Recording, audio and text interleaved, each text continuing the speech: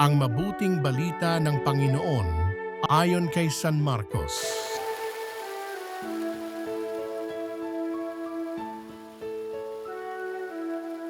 Noong panahong iyon, nagsimulang magsalita si Jesus sa mga punong saserdote, mga eskriba at matatanda ng bayan sa pamamagitan ng mga talinghaga. Sinabi niya, may isang taong nagtanim ng ubas sa kanyang bukid at binakuran niya ito. Humukay siya ng pisaan ng ubas at nagtayo ng isang mataas na bantayan. Pagkatapos, iniwan niya ang ubasan sa mga kasama at siya'y nagtungo sa ibang lupain.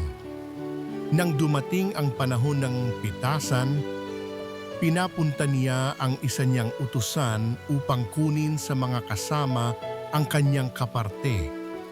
Ngunit sinunggaban ng mga kasama ang utusan, binugbog at pinauwing walang dala.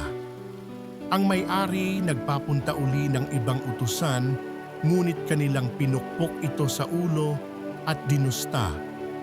Nag-utos na naman siya sa isa pa, ngunit pinatay nila ang utusang iyon. Gayon din ang ginawa nila sa marami pang iba. May binugbog at may pinatay. Iisa na lang ang natitira na maaaring papuntahin sa kanila, ang kanyang minamahal na anak. Ito ang kahuli-hulihang pinapunta niya. Igagalang nila ang aking anak, wika niya sa sarili. Ngunit ang mga kasama'y nag-usap-usap, ito ang tagapagmana. Halikayo, patayin natin at nang mapasa atin ang kanyang mamanahin. Kanilang sinunggaban siya, pinatay at itinapon sa labas ng ubasan. Ano ngayon ang gagawin ng may-ari ng ubasan? Paroroon siya at papatayin ang mga kasamang iyon at ang ubasay ibibigay sa iba. Hindi pa ba ninyo nababasa ang nasasaad sa kasulatan, ang batong itinakwil ng mga tagapagtayo ng bahay, ang siyang naging batong panulukan?